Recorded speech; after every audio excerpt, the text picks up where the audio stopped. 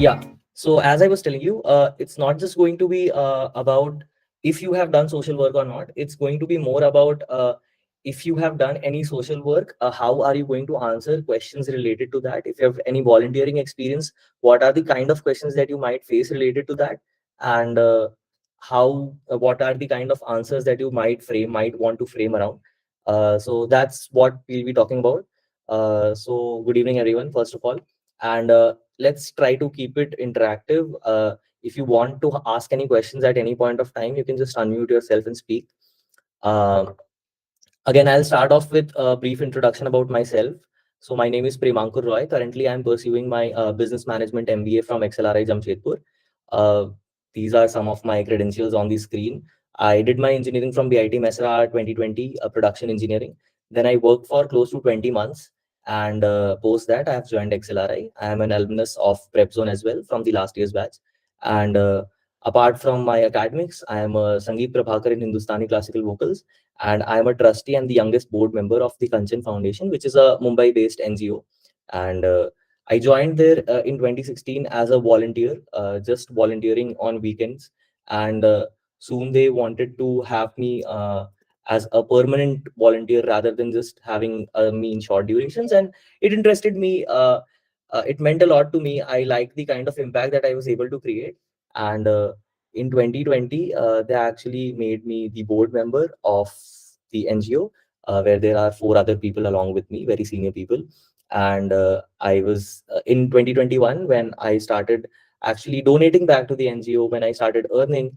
So that is the time that I told them that probably I'll not be able to be physically as involved with you. So they actually promoted me to the level of trustee, and that's basically where most of my social work has come from. And there have been other experiences as well, so I'll share those experiences, and I'll try to share whatever is relevant from the coming interview perspective of all you guys. So how can you incorporate it in your introduction if applicable?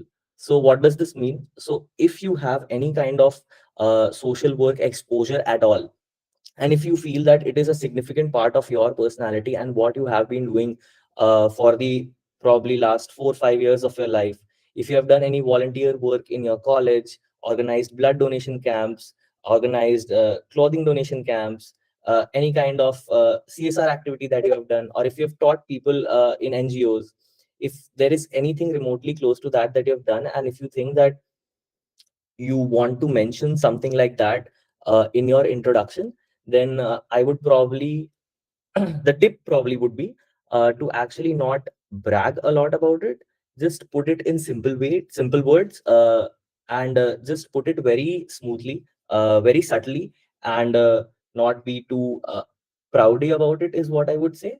So that is one thing. You have to be very subtle when you are talking about social work experiences that you've had and volunteering work that you have done, because a lot of times in order to trying to impress the interviewer, you actually seem to be very proudy about what you have done. And that is something like a sense of a personal pride. It might be personal pride, but it should not be in an over exaggerated way. So that is one thing. Second, what are the kind of questions that can be asked when it comes to social work experiences, volunteering experiences?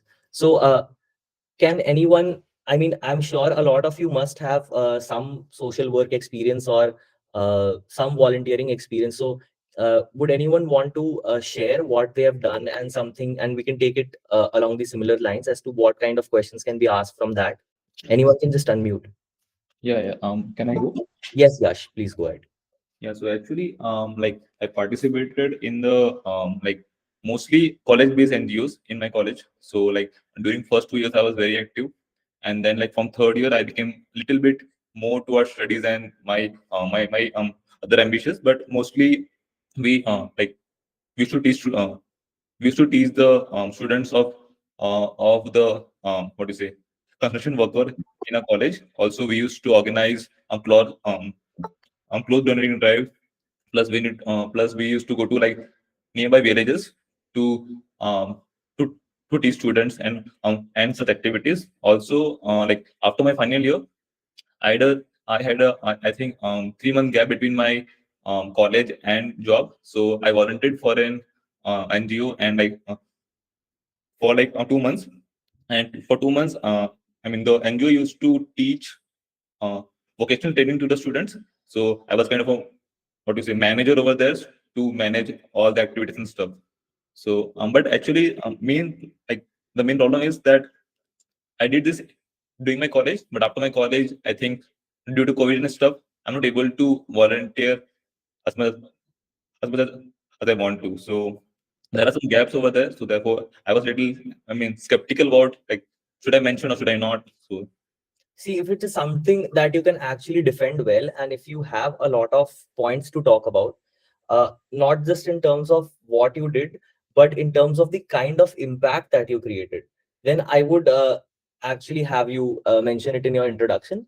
If you are not as passionate about it, and if you don't think that there is a lot of impact points that you have related to these, then you can drop it.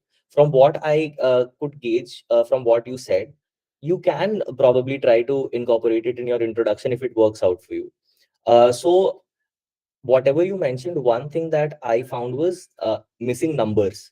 So whenever you are talking about these things, even mentioning in your introduction, you can talk about the kind of numbers that you've impacted, like taught 50 students in a span of 2 months or things like that. So it creates an impact. And secondly, why are you doing what you're doing, uh, can also be incorporated in your introduction. So these are two feedbacks. I mean, again, that can be a very personalized answer as to why are you doing what you're doing, but keep it crisp and short. So again, coming back to what are the kind of questions that can be asked. So when Yash told me that he has done all of this work, my first question would be, how many people did you impact? What are the kind of impacts that you think are possible if you continue doing this on a long term? Okay. Second question can be, what are your key learnings from this experience? Like very basic questions, right? Third can be, you must be really happy with all the work that you have done. Okay. So what are your plans ahead? Do you plan to continue to do it even in the future? These can be some of the probable questions. Second can be, if you are anywhere mentioning that you actually managed to raise so many funds in donations and did a donation drive, then you can be asked, what are the kind of challenges that you faced while you were doing all of these things, while you were carrying out these social activities. So these are the kind of questions that you might expect when you are mentioning social work or volunteering experiences. How many people were there? How many people were involved in your volunteering team? What was your role exactly? What are the roadblocks that you were facing? How were you managing the people involved? These are the kind of questions which might go in any team building, team activity that you might mention in your introduction or any of the questions. But these are the kind of questions that you can face. Now, how to answer these questions? Firstly, whenever you are dealing with any topic related to social work or volunteering, you have to have empathy and humility, right? So, again, when I say that empathy and humility, I mean that when you are doing something good for the society, which should likely come from within you, and even if you're not doing it from within you, you would at least want it to project that way in an MBA interview, right? Because at the end of the day, we are all here to crack the interviews. So even then, you have to maintain a degree of empathy and humility in all the answers that you are framing to any such questions that can be asked. You don't want to come out as rude. You don't want to come out as very privileged. You don't want to come out as someone whose eyes have opened up and things like that. You can always share your experiences, but don't be over the board. That is what I mean when I say that you have to have empathy and humility. Anyone would want to share any other stories of theirs, then we can talk about it and move on to the further slides. Maybe I can go next. Yeah, sure, Abhay, please go ahead. So I also had a volunteering experience with Make a Difference, which is a non-profit organization as well. So I did that for around 1.5 years during my third year. So I was there as an academic support volunteer, and I impacted around four children. So basically, I used to teach them English language, and I was assigned those four children by their managing team. So I had no say in that.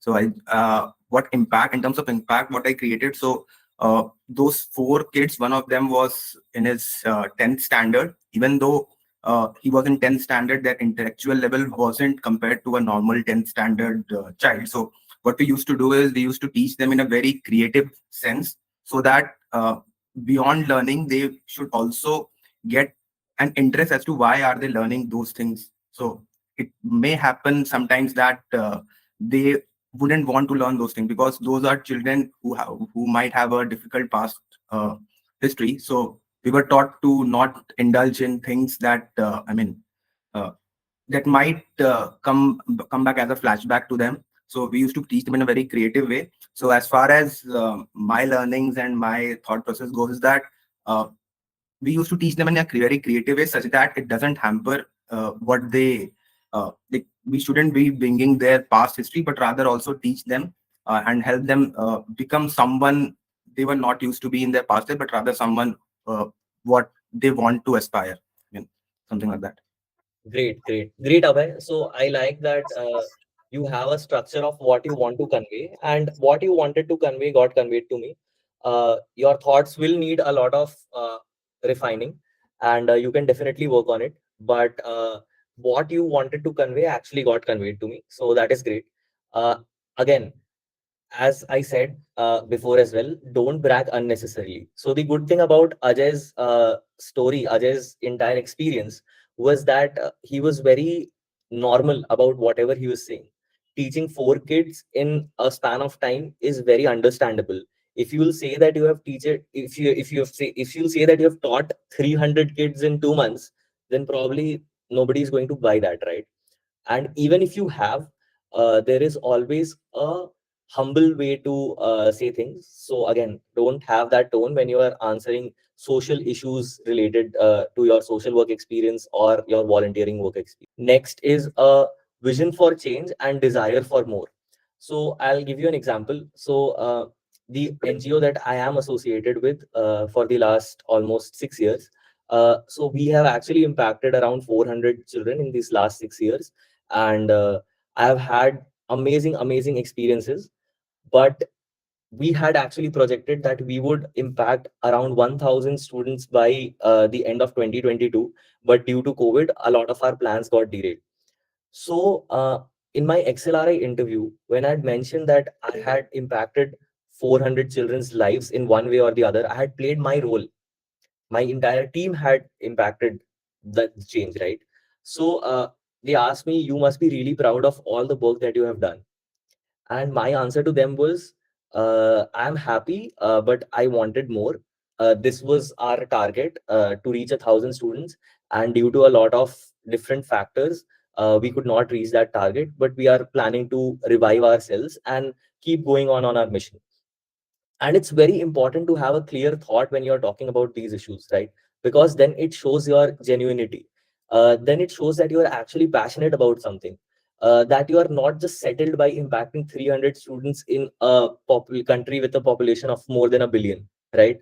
You want to create as much impact as possible over a larger period of time. So if you are actually talking about social work and volunteering as one of your passionate points, then the passion should actually be conveyed to the interviewer. So that is one thing that I wanted to communicate here: vision for change and desire for more. So next slide is positive aspects. Don't sell sad stories. So when I say don't sell sad stories, I don't mean that you should not share the kind of challenges that you have while working with the underprivileged, or by actually working on any social issues. I am just saying that don't try to gain any kind of sympathy through your social work stories. This is an answer, this is an aspect of your personality in an MBA interview, which will actually test your leadership skills when you are talking about these points. And here, if you're actually trying to market them a story which might emotionally connect to them, I don't think personally that that's the way to go. Rather, you focus on the positive aspects of the kind of challenges that you faced, kind of failures that you faced, and what did you do to still stay afloat. What are the positive changes that you feel in yourself after you are doing all the social work? What are the positive changes that you might see in other people when they are contributing back to the society? These are some of the points that you might want to include in any of your answers. And even if you don't mention social work, there might be some or the other question about what do you think about XYZ policy in India? What do you think about hunger in India, poverty in India, and things like that. And these points that I'm mentioning here for the last 2 3 slides, they are actually relevant to those kind of questions as well, which might have nothing to do with you having done social work or not. One more thing, we over I. So whenever you are talking about a team that works toward achieving something, like when I say that my NGO impacted 400 children over 6 years, it's 110% a known fact that all those 400 children were not solely impacted by me, right? So that's why I am talking in a collective noun. I am talking we. I am talking that my team did this, my team did that, and not just what I did. It's important to mention your individual contributions, but I think a collective sense of moving towards a better future is all about social work, because at the end of the day you're working for the society. So the collective good, the collective victory is something that should be there. So we over I in these kind of in these kind of questions and in these kind of topics does help. Finally, moving on to CSR. So anybody here who has ever worked in CSR or ever done any project related to CSR through college partnerships or anything like that? When I was in Mahindra, we used to teach students, but actually, like when I joined, after I think 4 months, COVID struck. So I mean, like we couldn't continue on that. Okay, okay. Anyone else? Any experience with? Sure, Gautam. Please go ahead. So I actually had a doubt related to what a few things you said earlier. Yeah. Please That go ahead. is related to empathy and humility, and you told Right. about not to brag about numbers, right? So is it just limited to the social work, or whatever questions asked should we limit ourselves? See, when I'm saying don't brag unnecessarily, I'm not particularly talking about numbers here. I'm talking about having the general sense of an overachievement. Yes, I understood that, sir. The question that I had doubt was, is it just limited to social work, or any questions asked? Like, for example, if they are asking about our achievements in engineering or whatever we did in college, See, is again, it so when you have achieved something in a team, I always prefer to talk about those achievements as a team, right? That my team achieved something like this. uh, when you have some individual achievements, then definitely you can go ahead and talk about your own achievements, right? Because at the end of the day, it's your interview. When I'm talking about we over I, there are specific set of questions which probably you would have worked in a team, you would have worked in an organization where the collective organization achieved something. In those kind of questions, you should go ahead with the we kind of a format. Yeah, I'm audible. Yes, you are audible. Yeah, so I was telling about the CSR activity that you were asking. Right, yeah. Yes. So I was part of one of the CSR activity that my company JSFC launched previous year. It was Yuva mentorship. So as Yash Patel was telling, similar on the similar track, my company also tried to like gather some of the students and ask some of the engineers that were available to mentor them. So I was part in that mentorship program for like 6 to 8 months, but currently it is being inactive because lack of some structure from the higher ups. Got it. So CSR again, I'll just give a brief overview. So one thing I would like to say, I use that to- I would rather not end the entire piece of experience with a negative ending, saying that currently we are not doing it anymore. If you want to say that you're not doing it anymore, probably fit it in somewhere in the middle of the story. Don't end it on a sort of a negative connotation. Do you get what I'm trying to say? End it on a high, end it on a positive note. That these are the kind of impacts that I created. These are the kind of learnings that I had. Yes, sir, I got that. Like it's the informal session. That's why I told you the Yeah, yeah, negative. yeah, yeah, yeah. No worries, no worries, no worries. Like Yeah. currently, I'm also the part, but from the as I told you that currently I've not been able to, or the like the this activity is not currently functional. So that's I'm sharing as a Got it. So again, CSR, for those of you who don't know, is corporate social responsibility. So again, talking about my own experience, I had CSR mentioned in both my XLRI HRM and XLRI BM interviews in two different connotations. So in the HRM interview, I was asked why CSR is even important to be done, and do companies should actually do CSR or not? CSR is mandated by government. Uh, just read up on it. It's 2% of the entire revenue that they have to, 2% of the entire net profit that they have to do corporate social responsibility with. So they asked me if companies should actually do CSR or not, or should it just be the government's responsibility to do social work? And in my BM interview, I had mentioned somewhere that I was a part of my organization CSR team. So there was an entire anecdote related to that. So I mean, probably my profile did have some social work. That's why I got a question related to that. But even if you don't have a social work inclined profile, you might get a question related to CSR if the faculty has an interest in social work. So just see what CSR is. Ping me if you want to have a chat about this. And then these are some images from some of my past experiences. So this one is from the XLRI program that we had. We had a rural immersion program, and this I'm here with my XLRI batchmates. This is from my BIT Mesra days with my BIT Mesra batchmates, and these are from my NGO, tips from my NGO. So yeah, I think there is a question from Gautam. Yes, Gautam, go ahead. So what I had to ask is, you showed some pictures, right? So Right. during the interviews, will we be able to show them, like present some pictures like that to them? Correct. So that is not really possible. But in my case, there was a slight exception. So in my BM interview, I was talking about how we had implemented the Patta Chitra tea coasters for New Year's gifts of the employees of my last organization. And I happened to have this Patta Chitra tea coast with me during the interview as well. And I had showed them this.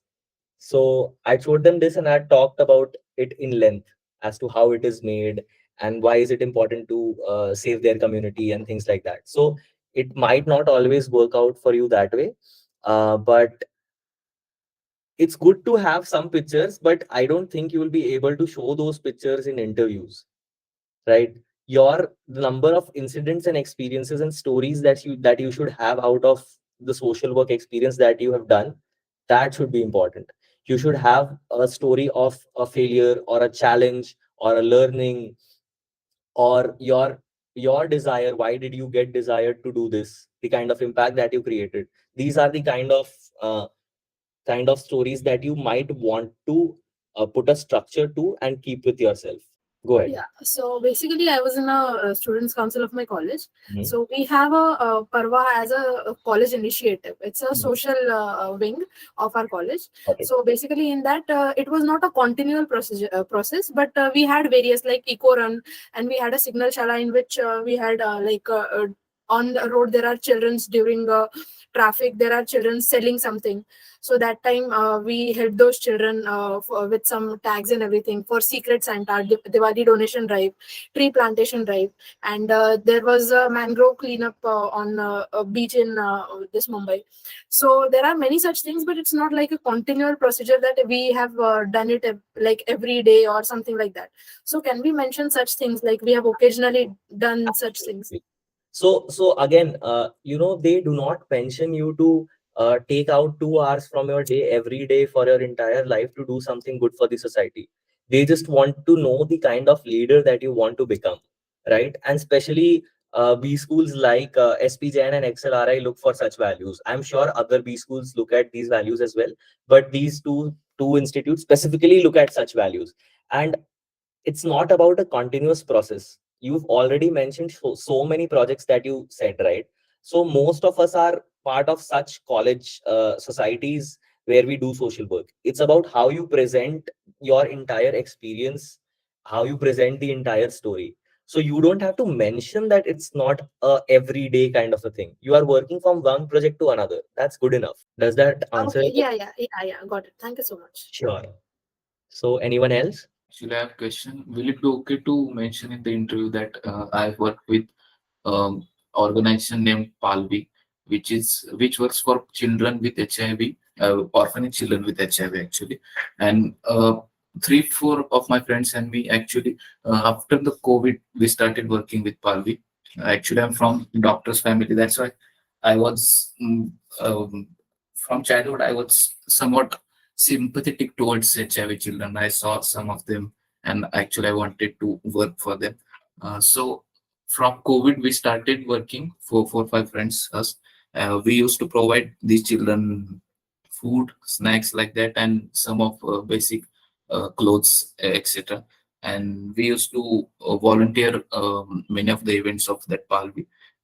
So will it be okay to mention that in the interview? Absolutely, absolutely. You can mention it in the end of your introduction after you have mentioned all your academics and whatever is directly more relevant. Then you can move on to these aspects like social work or extracurriculars, and there you can definitely mention the kind of work that you have done. But just the thing that you have to be a little short and crisp when you are including something like this in your introduction. Mhm. But I'm sure if you sit down and start framing a couple of your answers around the social work that you have done, these are great points to have. What you said got conveyed. Good Yeah, job. okay. Yeah, Thank you. yeah, you can definitely include it. But the only catch is you have to be as passionate about it to include it in your introduction, because an introduction has a very limited time amount, right? So you Mhm. don't want to waste a lot of your time on things that you are not passionate about. You want to drive the interview towards your own strengths. So if Mhm. something like this is your strength and you are actually passionate about it, which I thought that you are, then probably you should include. Otherwise, you can drop it. So I actually have two experiences. One is partially related to charity and like social work, and one is completely. So I was a part of a organization called Edushala. Like it was Kind Beings, and one of their drive was Edushala. So we used to teach underprivileged kids. Like it was near my place only, and they were like the kids range from 2 years to like 15 years. So I used to spend my Sundays there only about 5-6 hours, and I had a team of about 4 kids that I teach throughout 1 year. So yeah, one of it was this, and another was like I had co-founded a girl up club. So in that, our major focus on was on like feminism, and apart from that, I had an experience with my help the maid that came to our house. So she was like domestic abuse, like she was facing that. So I had an idea and I tried to do a few things through Girl Up.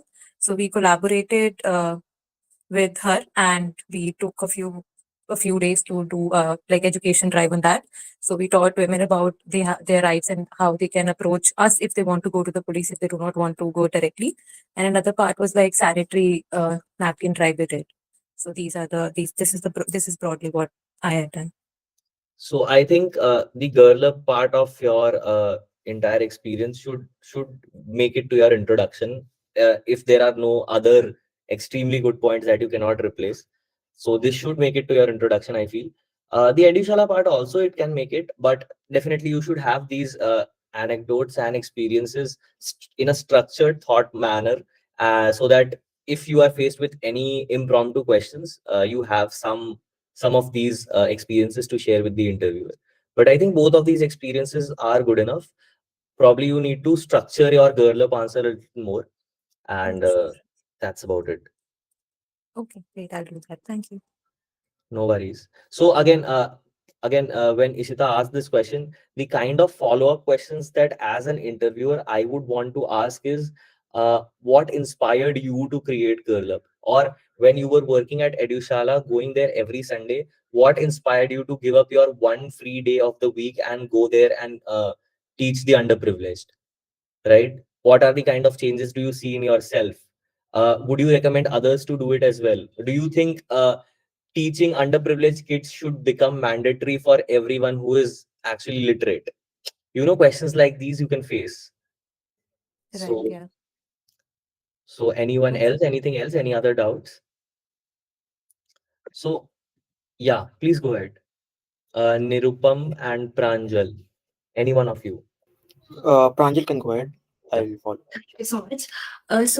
Like I basically had three projects. Like the first one which is the main one. Like I had a project called Project Computer Literacy, and I was a part of a society of my college, the Computers and Mathematics Society.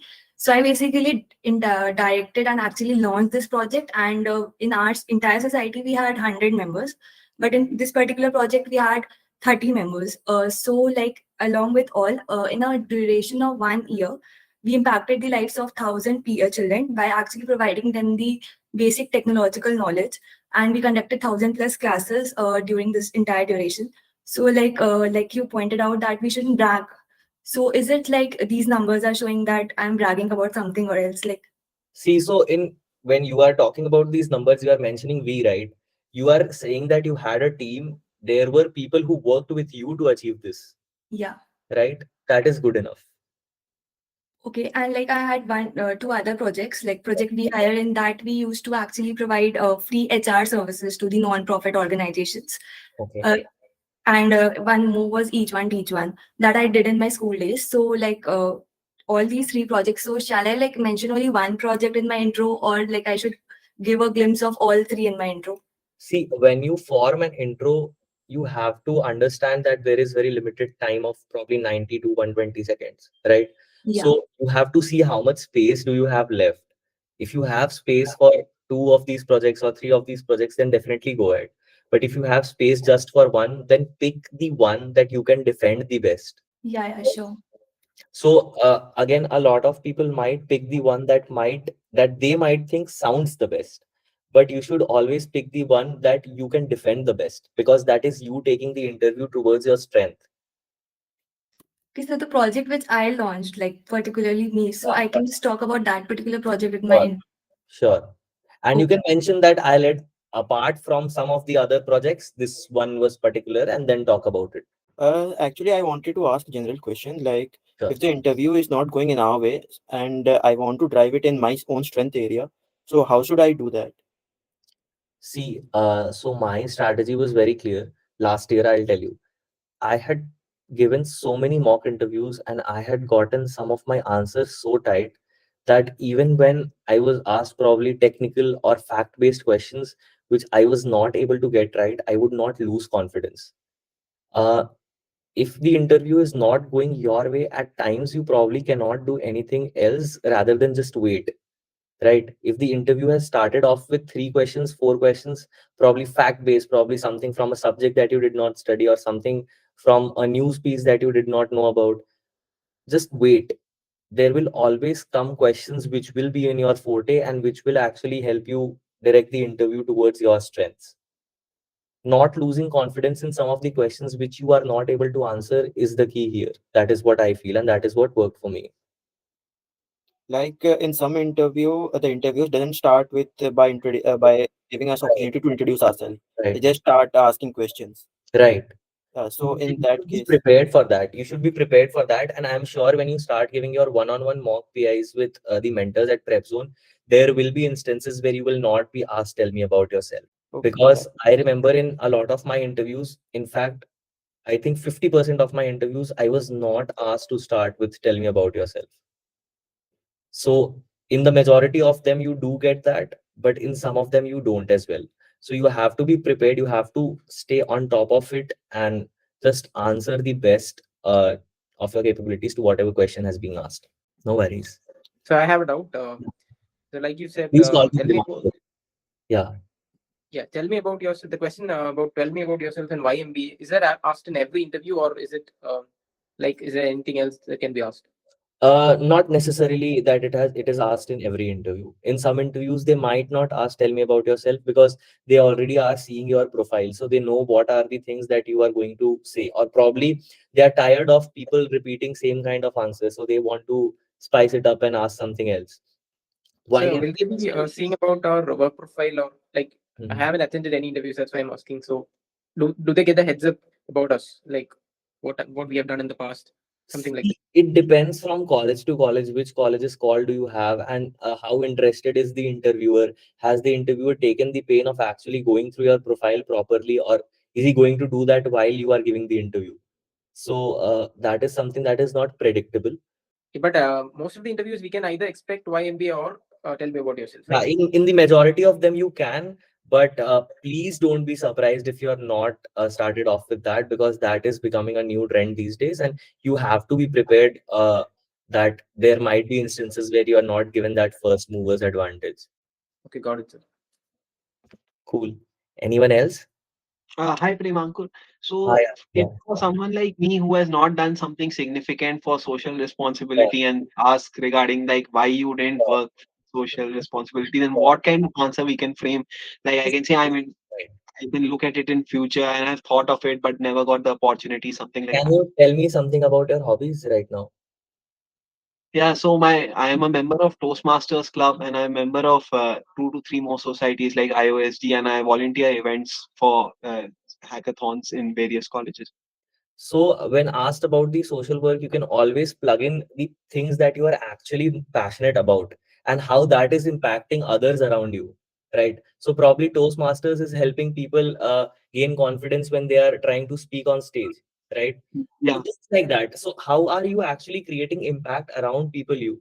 It does social work does not have to be limited to going out there and teaching underprivileged kids. You can say something like that. But trust me, no interviewer will ask you why are you not doing social work in your life directly like this. They Hmm. probably might hint at something like that, and then you can have an answer that is taking it to your strengths. So, like giving you an example, last year in one of the interviews, I was asked if I was a reader. Now, I am particularly not an avid reader. So, what I said was, sir, I am not an avid reader because whatever free time I have is taken up by social work or music. And then I went on to talk about music. So, that is how you can actually, even answering the last question, right? That is how you can actually change the direction of the interview by actually trying to say something that fits in well within the question that is asked, but is more relevant to your profile. I get it. Thanks, Primankur. No worries. Any more questions, guys? Yeah, Tanay, please go ahead. Hey, Brahmankar. So, one question that I have like kind of made my mind already on this, but then I thought, chalo, let's ask you once. Sure, sure. So, there was this startup kind of thing that I was part of in my college, wherein they were kind of helping the orphan children. So, like they'll provide them raw materials to make handicrafts, and then of the product that they'll make, they'll share a portion of the profit with the children and also with the orphanages that they were part of, right? Okay. So, but the primary motive of the startup was not to kind of help the children. It was kind of say a marketing strategy, so that we can like pitch in basically if for example if we want to have a place of ours wherein we want to sell all our products, so we can use this as a strategy to kind of negotiate at times and basically uh, kind of help our profits, right? But as not the so that was not the primary reason I joined the startup, I'll say that. But the founders of the startup were basically motivated more by the profits. So I have already decided that I'll not bring this up in my interviews. I'll kind of try to divert the interview towards my acads or towards the work ex. But like, what is your take on this? See, so I'll give you a very nice example. Last year in my XLRI HRM interview, one of the faculties asked me, what do you think is more important for an organization, making profits or doing good for the society? And this is a very tricky question to ask, especially for someone who is giving interviews for the first time, right? You don't want to say making profits because you want to sound like you are the person who thinks about the society all the time. So my answer was simple. The primary responsibility of any organization is to make profits for its shareholders. But after they are done with that primarily, and after they have achieved that to a basic level, they also have an extended responsibility towards the society. Do you get what I'm trying to say? Right. So So in even that, yeah. so even if somehow this comes up in your interview, and if you just happen to mention this in your interview, you can always say that profit making or probably the organizational working, the economics of it actually interested you, but you also got attracted to the fact that this was not just making profits but also impacting the lives of some people. Cool, guys. Then I think no more questions. Then we can probably wrap this up. Thank you so much for your time. Hope I'll be taking one-on-one interviews of some of you. Goodbye.